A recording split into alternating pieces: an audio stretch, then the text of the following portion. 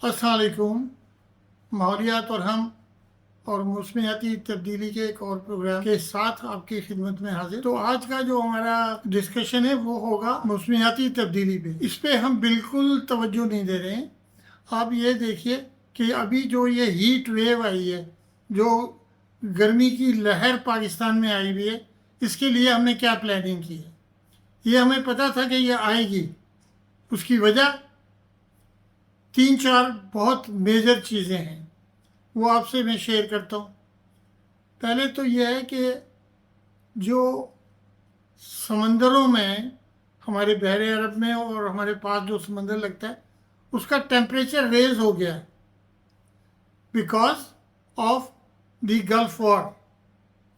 इसमें इतना ज़्यादा इमिशंस हुए हैं कि उससे सी का टेम्परेचर हद से ज़्यादा बढ़ गया है।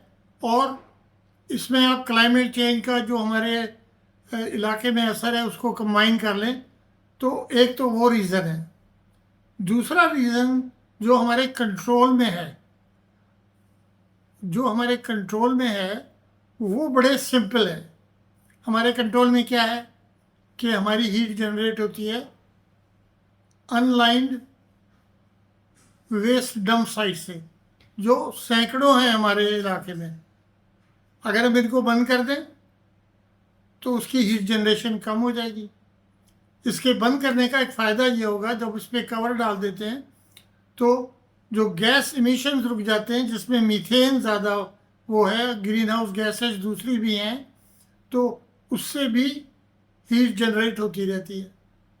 उसके बाद बदकिस्मती से हम अभी तक खेतों में जो रेजिडुअल है, जो काटने के बाद जो उसके डंठल बच जाते हैं, उनको हम बर्न करते हैं। कानून बहुत हैं, एनफोर्समेंट बिल्कुल नहीं है।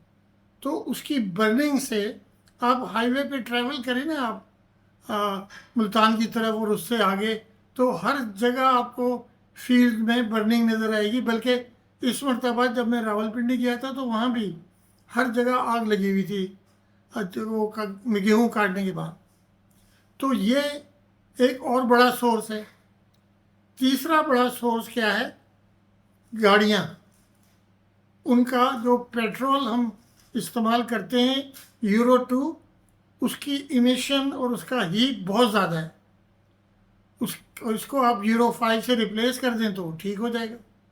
उसके बाद फैक्ट्रीज जो हैं हमारी, उनके पास प्रॉपर कंट्रोल नहीं है और उनको इन्वायरमेंटल सर्टिफिकेट मिलते रहते हैं, तो उसको भी हम ठीक कर सकते हैं। इलेक्ट्रोस्टैटिक प्रेसिपिटेटर जहाँ जहाँ लगा हुआ है टावर के साथ, तो उसको लोग बंद कर देते हैं कि पैसे खर्च होते हैं। और फिर जो उससे माइनर, जो छोटे छोटे पार्टिकल जमा होते हैं, वो हम उनको हैजर्डस हैं, उनको हम डिस्पोज सही तरह नहीं करते। खैर, इससे आगे बढ़ते हैं। एक बहुत बड़ा ज़रिया ये है कि आप लाहौर के अराउंड चले जाएं, मुल्तान के अराउंड चले जाएं, कराची के अराउंड चले जाएं, छोटे छोटे स्मेल्टिंग प्लांट, यानी कि एल्युमिनियम को गलाने के और लोहे को गलाने के प्लांट लगे हुए हैं, जो कि क्या जला रहे हैं? प्लास्टिक। अब प्लास्टिक के जलाने से जो कार्बन के इमिशन हैं वो तो होते ही हैं, धुआं जो होता है वो तो होता ही है, पार्टिकुलेट इमिशन जो 2.5 माइक्रोन वाले होते हैं वो तो होते हैं। लेकिन उसके अलावा burning of plastic, specially PET generates, वो क्या जनरेट करता है? वो जनरेट करता है डाइऑक्सिन्स, फ्यूरॉन्स, जो कि इंतहाई ख़तरनाक है, और उससे भी हीट जनरेट होती है। और डाइऑक्सिन तो जो है ना, ये जब इसको नमी मिलती है ऊपर, तो दोबारा वो नीचे गिरने के बाद सारी क्रॉप्स को कंटामिनेट कर देता है, ग्रास को कंटामिनेट कर देता है। तो अब इसके जो नुकसानात मेन हो रहे हैं, हेल्थ इम्पैक्ट बहुत ज़्यादा है। कराची में अभी मैं पढ़ रहा था कि 10 आदमी हीट स्ट्रोक से उनका इंतकाल हो गया। अस्पतालों में हीट स्ट्रोक के मरीज़ बेतहाशा आ रहे हैं, सब पंजाब में भी और सारे पाकिस्तान में।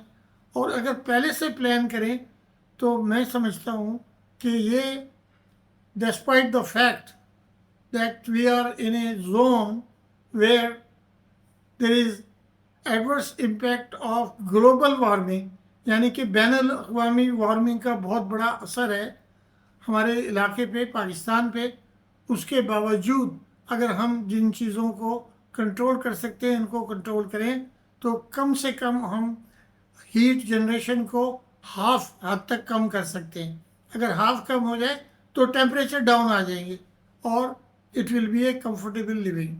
तो इसी के साथ कि हम लोग सब मिलकर ये काविश करेंगे कि हम हीट जनरेशन सोर्सेस को कंट्रोल करें उन लोगों से मिलकर जो डिसीजन मेकर्स हैं, और इसके साथ हमें ये होगा कि हम अपने लिए, अपने बच्चों के लिए, आने वाली नस्लों के लिए अच्छा और माहौल और जो इन्वायरमेंट का इम्पैक्ट है, जो एडवर्स इम्पैक्ट है हमारे मौसमियाती तब्दीली का, उसको बदल सकते हैं। ये टेक्नोलॉजी के हिसाब से it is very much doable, लेकिन उसके लिए विल चाहिए। तो इसी के साथ कि आप लोग हमारे साथ मिलकर इस सफ़र में शामिल होंगे। अगर आप ये समझते हैं कि आपको हमारी गुफ्तगू से, हमारी टेक्निकल नो हाउ से कोई बेनिफिट हो रहा है, आपकी नॉलेज में इजाफा हो रहा है, अवेयरनेस में हो रहा है, तो चैनल को सब्सक्राइब करें, दोस्तों के साथ शेयर करें। और अगर आपको कोई टेक्निकल नो हाउ चाहिए तो जो हमारा एक नंबर इस पे हमारे चैनल पे अवेलेबल है, वहाँ पर आप कमेंट करें, लिखें, हमारे इंजीनियर से बात करें। पाकिस्तान के लिए जहाँ तक हो सकता है हमारी टेक्निकल खिदमत उनके लिए हम आपसे कंपनसेशन नहीं मांग रहे। आपकी विलिंग होनी चाहिए कि आप प्रोजेक्ट लगाना चाहते हैं, अच्छा प्रोजेक्ट लगाना चाहते हैं, तो आप हमसे बात भी कीजिएगा। इसी के साथ मैं आपको अल्लाह हाफिज़ कहता हूँ। अल्लाह हाफिज़। पाकिस्तान जिंदाबाद।